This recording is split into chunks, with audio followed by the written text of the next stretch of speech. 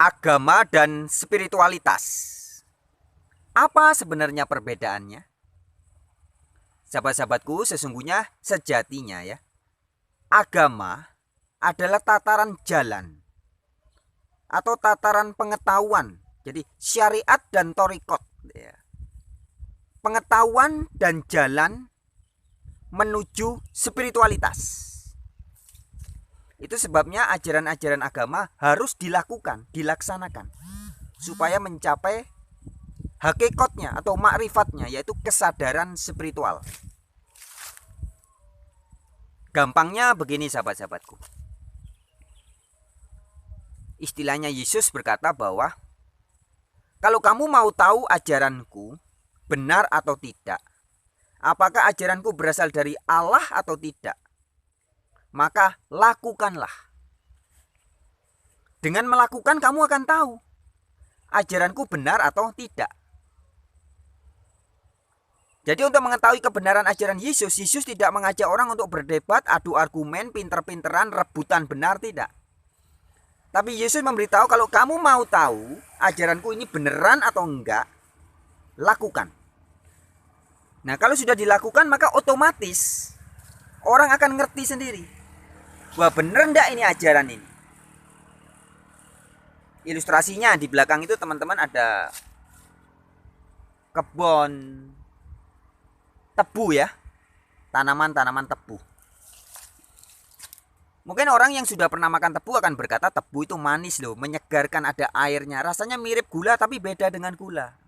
Tapi kepada anak kecil atau orang yang belum pernah sama sekali makan mengunyah tebu, akan sulit dijelaskan. Ketika kita bilang rasanya tebu manis, mungkin orang itu berpikir gula. Sebab gula memang berasal dari tebu. Tapi manisnya tebu dan manisnya gula ada perbedaan. Nah untuk memahami rasanya tebu, kita mau menjelaskan kepada orang yang belum pernah makan tebu. Dengan teori apapun, dengan pengetahuan apapun, tidak akan ditangkap secara utuh. Bahkan ditulis, membuat seminar tentang tebu pun tidak akan membuat orang yang belum pernah makan tebu itu memahami benar-benar tebu. Maka kalau kita bicara tentang hal yang dia belum tahu, kita sudah tahu, akan terjadi debat kusir yang nggak selesai-selesai. Tapi coba kita ajak orang itu datang, kita ambil tebunya satu, kita kupas, kasih dia makan.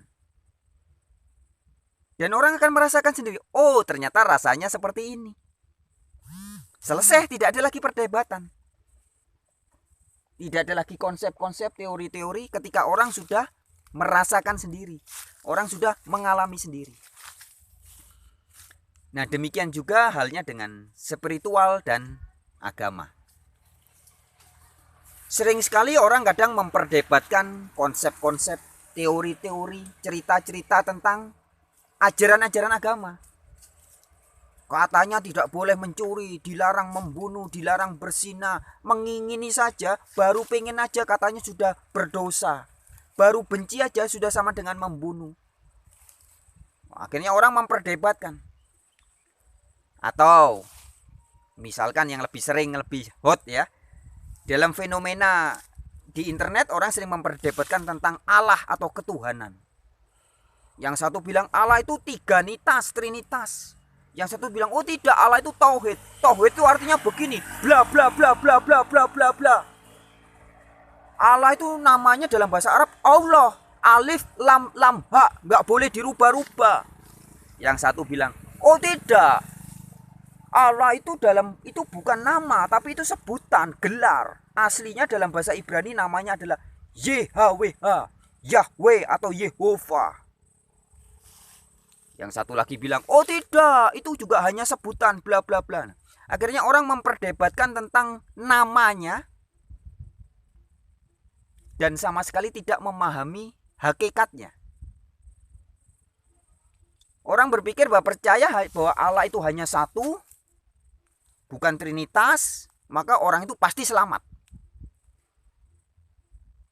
Nah, tetapi ini hanya menjadi pengetahuan yang sebatas intelektual sebenarnya. Maka di dalam surat Yakobus dikatakan, kamu percaya bahwa hanya ada satu Allah saja, itu baik.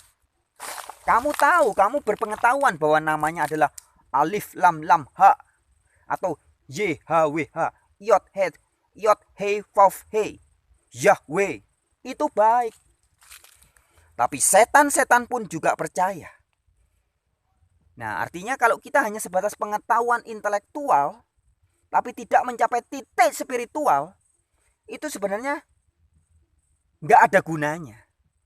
Nggak ada gunanya Anda beragama Anda hanya tahu rasanya tebu itu manis, kata orang, rasa tebu itu menyehatkan, kata orang, tapi Anda tidak pernah sama sekali mengecap tebu dengan lidah Anda sendiri, merasakan manfaatnya sendiri. Sia-sia pengetahuan Anda semua itu. Nah, inilah yang Yesus ajarkan. Maka jadilah pelaku firman. Loh, tapi kalau beriman saja kan bisa selamat katanya. Cukup beriman selamat. Betul. Orang yang beriman saja pasti selamat. Betul. Tapi iman, apa definisi iman? Di dalam Alkitab dikatakan, iman itu adalah percaya plus berbuat. Ya. Di dalam kitab suci dikatakan saksi-saksi iman itu, contoh-contoh iman adalah ada Nuh, ada Rahab ya, dan banyak lagi Abraham atau Ibrahim. Itu saksi-saksi contoh-contoh iman. Orang yang percaya kepada Allah plus melakukan. Nah, jadi yang namanya orang beriman pasti selamat, pasti. Sebab iman adalah percaya plus melakukan. Percaya dan berbuat.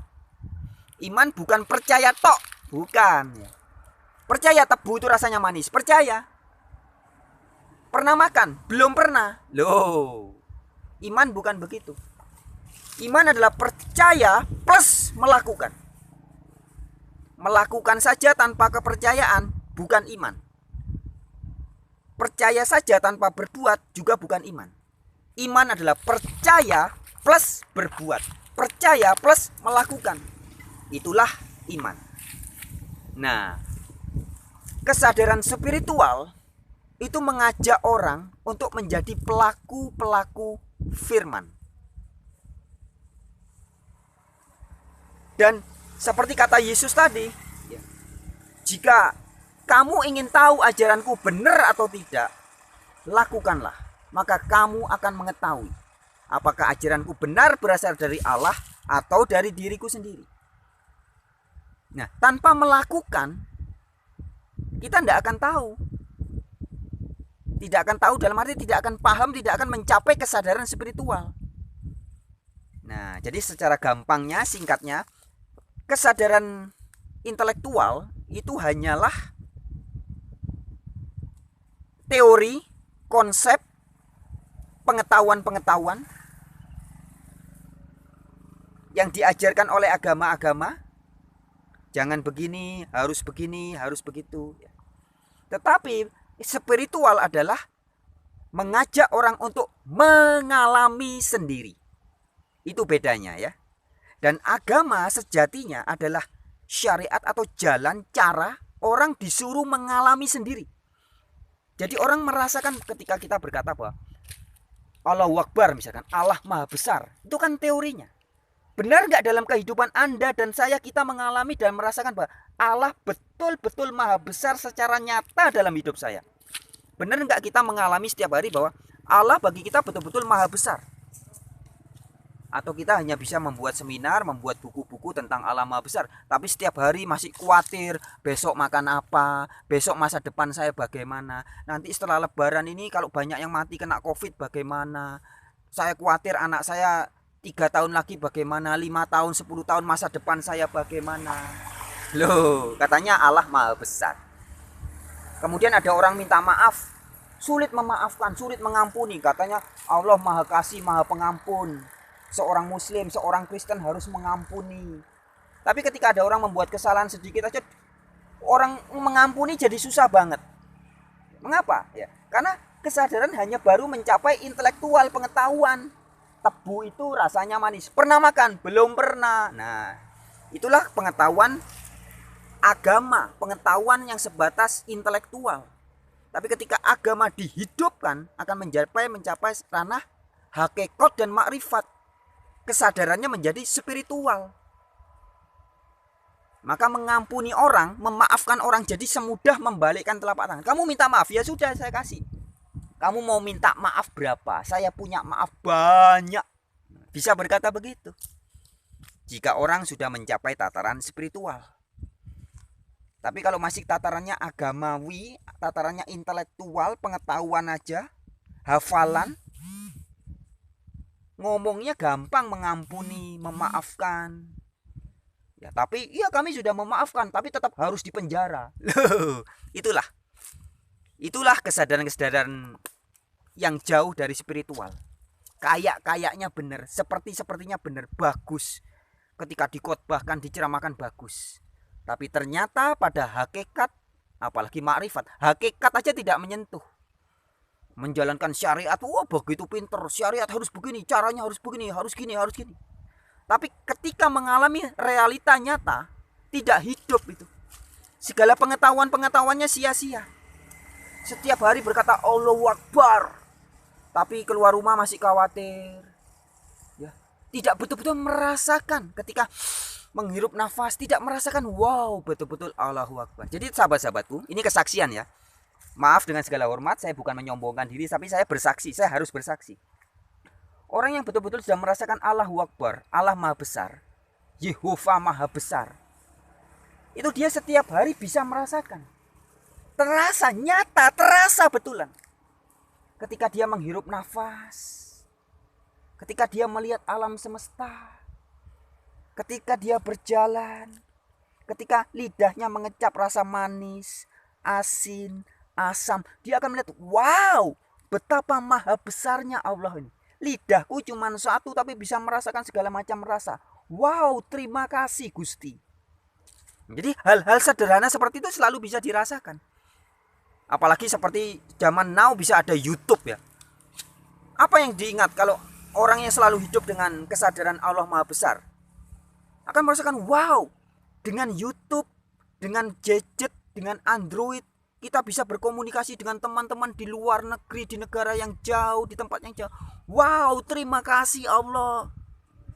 Jadi sukacitanya akan penuh.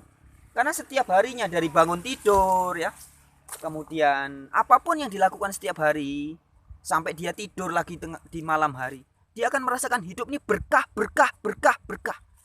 Jadi Allah Maha Besar tuh beneran. Melihat tumbuh-tumbuhan akan merasakan, wow, betapa mulianya Allah. Nah, tapi kalau orang hanya masih tatarannya konsep teori, Allah Maha Besar, nanti kalau saya sudah masuk surga baru ketemu Allah.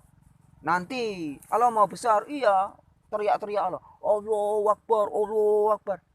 Tapi ditanyai, kamu kalau ada orang bersalah kepada kamu minta maaf, kamu kasih enggak? Woi, tergantung. Kasih maaf sih kasih, tapi hukuman harus terus berjalan. Nah, itu tanda-tanda seperti ini membuktikan bahwa orang ini hanya memahami Allah Maha Besar secara intelektual, tapi belum masuk pada tataran spiritual. Ingat kesadaran kita di video yang pertama saya sudah sampaikan ya. Kesadaran manusia pada intinya ada 3 kesadaran. Kesadaran materi, intelektual, dan spiritual. Nah, harus mencapai spiritual supaya betul-betul merasakan Allah Maha Besar, Allah itu nyata, Allah itu betul-betul harus ditempatkan pada tempatnya sebagai tiada ilah selain Allah. Jadi tidak boleh ada ilah uang dalam hati dan pikiran kita, ada ilah bentuknya suami atau istri, cita-cita, ego, nama baik, harga diri kita, popularitas, apalagi harta materi apapun, tidak boleh. Tapi harus ada betul-betul yang dipikirkan setiap hari, yang dirasakan setiap hari adalah kebesaran Allah. Itu namanya orang-orang yang sudah mencapai tataran hakikat dan makrifat, spiritualitas, merasakan betul-betul. Baik sahabat-sahabat, sampai jumpa di video yang berikutnya. Dari saya, wartawan Injil untuk Indonesia.